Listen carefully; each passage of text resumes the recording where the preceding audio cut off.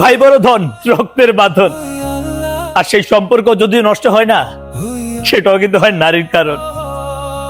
আমার ভাইয়ের কাছে ছিলাম আমি একটা পৃথিবীর মতো, যে ভাই কিনা আমার সব সময় কেয়ার করত। আমি যদি কখনো রাত করে বাসায় ফিরতাম, আমাকে বারবার কল করে পাগল করে দিত, তুই বাসায় আসিস না কেন। আর এখন আমার সেই ভাই কেমন যেন বদলে গেছে, কারণ সে এখন বিয়ে করেছে। আমার খোঁজ খবর নিবে তো দূরের কথা, আমার ঘরের মধ্যে আমার মা বাবার খোঁজ খবরটা ঠিক মতো নিচ্ছে না। আমার বাড়িতে একটা কাজের মেয়ে ছিল, সেই কাজের মেয়েটাকে পর্যন্ত বাড়ি থেকে বের করে দিয়েছে আমার ভাইয়ের বউ। কারণ অযথা কাজের মেয়েকে কেন টাকা দিবে, আমার মাকে দিয়ে সব কাজকর্ম করিয়ে নিচ্ছে। আমার ভাই একটা বারও চিন্তা করলো না, খোঁজ খবর নিল না, আসলে আমার ভাবির এই সব কাজে আমার পরিবার এবং আমরা যে কতটা কষ্ট পাচ্ছি। আসলে একটা কথা আছে, সংসার সুখের হয় নাকি রমণীর গুণে।